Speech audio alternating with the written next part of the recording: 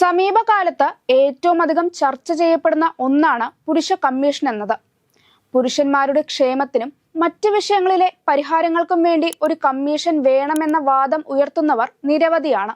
രാഹുൽ ഈശ്വറാണ് അത്തരമൊരു വാദത്തിന് കൂടുതൽ ഊർജം നൽകുന്നത്.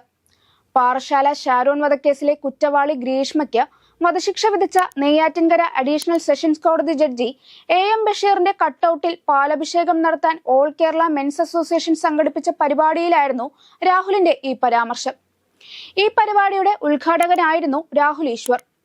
പുരുഷന്മാരെ ആരെങ്കിലും വിഷം കൊടുത്തു കൊന്നാൽ പോലും അനുകൂലമായി അനുസ്മരണം നടത്താൻ സമൂഹം അനുവദിക്കാത്തതിന്റെ കാരണം കടുത്ത പുരുഷവിരോധമാണെന്ന് രാഹുൽ ഈശ്വർ ആരോപിച്ചു. ഭരണഘടനാ പദവികളായ വനിതാ കമ്മീഷനും യുവജന കമ്മീഷനും അഭിപ്രായം പറഞ്ഞതിന് തന്നെ വേട്ടയാടുന്നതായി രാഹുൽ ഒരു ഘട്ടത്തിൽ പറഞ്ഞിരുന്നു.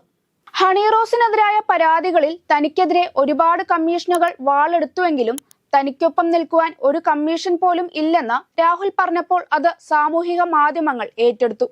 പ്രധാനമായും വ്യാജപീഡന ആരോപണങ്ങൾ ഉയരുന്നതാണ് സാമൂഹ്യ മാധ്യമങ്ങളിൽ പുരുഷ കമ്മീഷൻ വേണമെന്ന വാദം ശക്തമാക്കുന്നതിലേക്ക് വഴിവെച്ചത്. രാഷ്ട്രീയത്തിലും സമാനമായ അഭിപ്രായമുള്ള ചിലരെങ്കിലും ഉണ്ടാകും. ആ കൂട്ടത്തിൽ പ്രധാനിയാണ് എൽദോസ് കുന്നപ്പള്ളി MLA. പുരുഷ കമ്മീഷന് വേണ്ടി നിയമസഭയിൽ പ്രത്യേകം ബില്ല് അവതരിപ്പിക്കാൻ ഒരുങ്ങുകയാണ് എൽദോസ് കുന്നപ്പള്ളി MLA. പുരുഷന്മാർ അനുഭവിക്കുന്ന പ്രശ്നങ്ങൾ പരിഹരിക്കാൻ പുരുഷാവകാശ കമ്മീഷൻ അനിവാര്യമാണെന്ന് അദ്ദേഹം കഴിഞ്ഞ ദിവസം പറഞ്ഞിരുന്നു. വ്യാജ ലൈംഗിക ആരോപണങ്ങൾ ഉന്നയിക്കുന്നതിന് തടയിടാനാണ് ശ്രമം.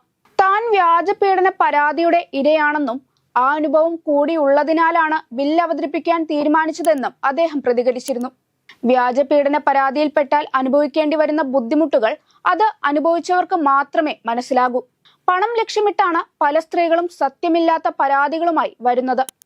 നടൻ സിദ്ദിഖിനെതിരെ പരാതി നൽകാൻ എന്തേ ഇത്ര വൈകിയതെന്ന് സുപ്രീം കോടതി ചോദിച്ചിരുന്നു. മോഷണമോ ആക്രമണമോ നടന്നാൽ എല്ലാവരും ഉടൻ പോലീസിൽ പരാതി നൽകും.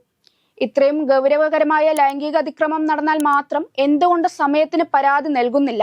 ഒരു സ്ത്രീ പരാതി നൽകിയാൽ ഉടൻ പുരുഷന്റെ ചിത്രം വാർത്തയായി നൽകും. പരാതിക്കാരിയുടെ ചിത്രം കൊടുക്കുന്നില്ലെങ്കിൽ ആരോപണം തെളിയുന്നതുവരെ പുരുഷന്റെ ചിത്രം നൽകരുതെന്ന് എൽദോസ് കുന്നപ്പള്ളി തുറന്നടിച്ചു. വനിതാ കമ്മീഷന്റെ മാതൃകയിൽ പുരുഷ കമ്മീഷൻ കൊണ്ടുവരുന്നതിനായി എൽദോസ് കുന്നപ്പള്ളി സ്വകാര്യ ബില്ല് അവതരിപ്പിക്കാൻ തയ്യാറാകുകയാണെന്ന് രാഹുൽ ഈശ്വറാണ് സമൂഹ മാധ്യമങ്ങളിലൂടെ പ്രചരിപ്പിച്ചിരുന്നത്. ബോബി ചെമ്മണ്ണൂർ ഹണി റോസ് വിഷയത്തിന്റെ ഉൾപ്പെടെ പശ്ചാത്തലത്തിൽ പ്രഖ്യാപനം വ്യാപകമായി ചർച്ചയാവുകയാണ്.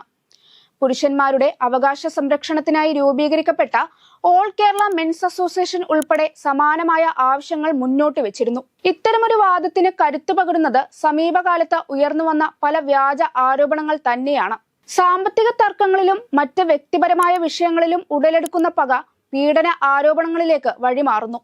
ഇത്തരം വ്യാജ കേസുകളിൽപ്പെട്ട ജയിൽവാസം അനുഭവിക്കേണ്ടി വരികയും അതിലേറെ സാമൂഹ്യ മാധ്യമങ്ങളിൽ ഓഡിറ്റിന് വിധേയമാകുകയും ചെയ്യുന്നവർ ഏറെയാണ്.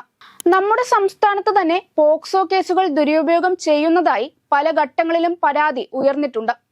ഏറെക്കുറെ അത്തരമൊരു വാദം ശരി തന്നെയാണ്.